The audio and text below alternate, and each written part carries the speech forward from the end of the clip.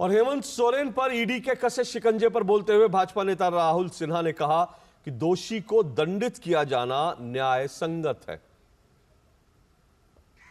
जिन जिन को पकड़ा गया सबका पास से जो दुर्नीति का सामान मिला और दुर्नीति में वो शरीक है, सारे मिल गया। ऐसा एक आदमी का नाम बोले राहुल गांधी जिसको पकड़े और वो निर्दोष है, तो दोषी को तो पकड़ेंगे। तो दोषी को पकड़ने से इसका एजेंसी उसका एजेंसी ये सब बोलने का कोई मतलब नहीं है। वो जनता को गुमराह करना चाहते हैं। इसीलिए जो दोषी है उसको दंडित होना चाहिए और जो दोषी नहीं है उसको कुछ भय नहीं है। वहीं भाजपा के प्रवक्ता प्रतुल शाहदेव ने हेमंत सोरेन को घेरते हुए कहा कि बुरे कर्मों का बुरा ही परिणाम होता है। उन्होंने कहा कि हेमंत सोरेन मुख्यमंत्री पद पर रहते हुए भूल गए थे कि देश में न्यायपालिका सबसे ऊपर है। उन्होंने राष्ट्रीय और अंतर्राष्ट्रीय स्तर पर झारखंड को अपमानित किया है। मुख्यमंत्री भूल गए थे कि जो कानून है वो सबसे ऊपर होता है। उन्हें लगा, जैसे अधिकांश राजनीतिक राजकुमारों को लगता है, कि कानून के लंबे हाथ उन तक नहीं पहुंच पाएंगे। कानून का माहौल बनाने की कोशिश की, 40 घंटे तक गायब रहे और उसके बाद झारखंड आते हैं और फिर बड़ी मुश्किल से पूछताछ होती है ईडी से और उनकी गिरफ्तारी हो जाती है। तो हमने कहा ना कि काश मुख्यमंत्री ने जो शपथ ली थी ईमानदारी की, कानून और संविधान के प्रति आस्था और निष्ठा की, उसका पालन करते तो ये दिन देखना नहीं पड़ता।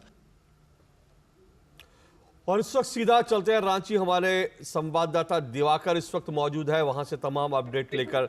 दिवाकर, इस वक्त बड़ी खबर जो है वो क्या है? जो खबरें आ रही थी वो ये कि जो जेएमएम और कांग्रेस के जो विधायक थे उनको वो लोग पाला बदल ना कर ले, वो लोग धोखा ना दे दे, इसलिए उनको कर्नाटक या तेलंगाना ले जाने की तैयारी थी और बसेस में उनको बैठा दिया गया था। लेकिन मौसम खराब होने के कारण खबर आई कि फ्लाइट जो उड़ नहीं पा रही। तो अभी अपडेट क्या है?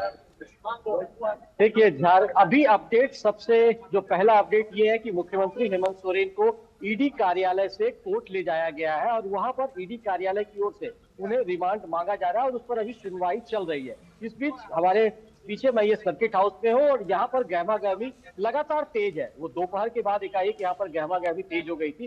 कहा जा रहा है कि यहाँ 43 विधायक सर्किट हाउस में मौजूद है और उनको किसी भी वक्त जब मौसम ठीक हो जाएगा तो यहां से या तो हैदराबाद या फिर बेंगलुरु शिफ्ट किया जाएगा। इसके अलावा जो तीसरा डेवलपमेंट ये है कि जो विधायक दल के नेता चुने गए हैं चंपई सोरेन, उन्होंने गवर्नर हाउस में एक चिट्ठी राज्यपाल को लिखा है कि उन्हें 3 बजे मिलने का मौका दिया जाए और उन्होंने अपनी तरीके से सारी बातों को रखा है कि कल उनकी अगुवाई में पूरी टीम यहाँ पर आपसे मिलने आई थी। एक लोकप्रिय सरकार के गठन के लिए आपको हमने गुजारिश की थी और लेकिन चूंकि आपने अभी तक मुझे मौका नहीं दिया है तो इसलिए जो राज्य में स्थिति है वो असमंजस की स्थिति पैदा हो गई है। तो उस स्थिति को दूर करने के लिए कृपया आप मुझे मिलने का समय दें और हमारे साथ जो कांग्रेस के नेता है, आरजेडी के नेता है, वो पहुंचे। जी दिवाकर, इंपॉर्टेंट बात यह है कि अपने विधायकों पर भरोसा क्यों नहीं है? क्योंकि बड़ी बात यह है कि वहां तो अभी झारखंड की अभी वहां पर सरकार तो जेएमएम और कांग्रेस की आरजेडी की सरकार है।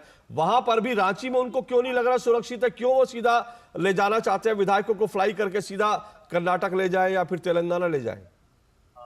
देखिए, झारखंड की स्थिति पहले से भी ऐसी रही है कि जब भी यहाँ पूर्ण बहुमत की सरकार नहीं बनी है तो हमेशा जो विधायकों के टूटने और जोड़ने का सिलसिला ये पहले भी इतिहास में देखा गया है। तो ये डर इनके मन में है। अब चूंकि परिवार में ही विद्रोह है इनके, झारखंड मुक्ति मोर्चा जो हम कह सकते हैं हेमंत सोरेन के परिवार में एक तरीके से जो सहमति नहीं बन पाई थी कि मुख्यमंत्री कौन हो, क्योंकि लगातार मुख्यमंत्री के नाम के तौर पर कल्पना सोरेन का नाम आगे आ रहा। तो वैसी स्थिति में उनके छोटे भाई बसंत सोरेन ने उसका विरोध किया, उनकी भाभी सीता सोरेन ने उसका विरोध किया। तो उसके बाद आप समझ सकते हैं कि जब अगर घर में ही विरोध की स्थिति हो तो कैसे विश्वास पैदा हो सकता है। तो ये जो असमंजस की स्थिति पार्टी में भी है, महागठबंधन में भी है कि अगर 1-2 दिनों में सरकार का गठन नहीं होता है और चंपई सोरेन मुख्यमंत्री नहीं बन पाते, क्योंकि गवर्नर ने कल सामने साफ तौर पर इंडिकेशन दिया है कि आपने जो दावा किया है उसका हम वेरिफिकेशन करेंगे, क्योंकि कई तरह की चीजें निकलकर सामने आ रही कि कई विधायकों के मोबाइल स्विच ऑफ है और वो संपर्क में नहीं है और जिस तरीके से 47 विधायकों का दावा किया जा रहा था कि वो उनके समर्थन में है, लेकिन 43 विधायकों का ही सिग्नेचर किया हुआ वहां पर पहुंचता है। तो इस तरह से जो दुविधा की स्थिति गवर्नर के पास बनी है तो गवर्नर उसको वेरीफाई करना चाहते हैं। हो सकता है इसमें वक्त लगे और ये जो वक्त की स्थिति है क्योंकि पल पल जो मिनट और घंटे का समय बीतता है, तो ऐसे में झारखंड मुक्ति मोर्चा, क्योंकि उनको भी लगता है कि हो सकता है विधायक पाला तोड़ ले और कुछ विधायकों के मोबाइल स्विच ऑफ है, तो ये डर की स्थिति पैदा हो गई है। दिवाकर, एक चीज ये शायद वो जी झारखंड से बाहर लेकर जाना जी चाहते हैं। दिवाकर, जी। क्योंकि गठबंधन नहीं, ये महागठबंधन है और महा एक तरीके से जोड़ की बात की जा रही थी, सब एक हैं, वो उस प्रकार की पुख्ता दोस्ती की बात थी, उसके बाद भी विश्वास नहीं है, ये तो सवाल खड़ा होता ही है। लेकिन हेमंत सोरेन के अब ना होने पे, यानी कि उनकी गिरफ्तारी के बाद जो दबा हुआ स्वर था विरोध का परिवार में, अब ज्यादा मुखर होकर निकल के आएगा, इस बात की संभावना भी लगातार कही जा रही है। निश्चित तौर पर देखिए, हालांकि एक जो हम कह सकते हैं कि बसंत सोरेन को लेकर जो हेमंत सोरेन ने चिट्ठी लिखी थी, उसमें बसंत सोरेन को अपने छोटे भाई दिखाने की कोशिश की गई है। साथ ही साथ विधायकों को, नेताओं से ये कहा गया कि आप उनके प्रति सांत्वना रखिए, सहानुभूति रखिए,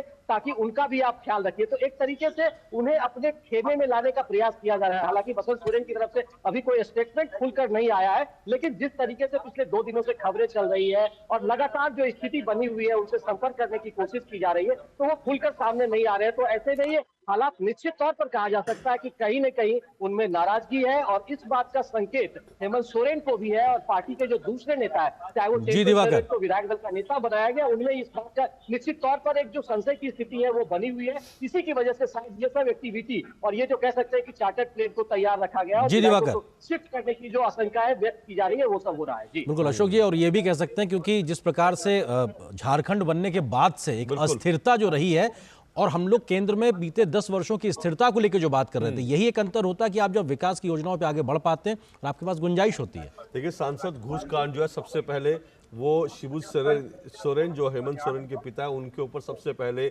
पैसे लेकर पाला बदलने का आरोप लगा था। आज वही हेमंत सोरेन को ये डर लग रहा है कि उनके विधायक पैसे लेके, तो ये भी अजीब चक्र कहते हैं, चक्र राजनीति का घूमता है। बिल्कुल। तो फिलहाल इस बुलेटिन में मेरे और अशोक जी के साथ में बस इतना ही, लेकिन ये बजट पे विशेष कार्यक्रम हमारा लगातार जारी रहेगा और तमाम महत्वपूर्ण खबरों का सिलसिले पे भी हम लगातार बात करते रहेंगे। फिलहाल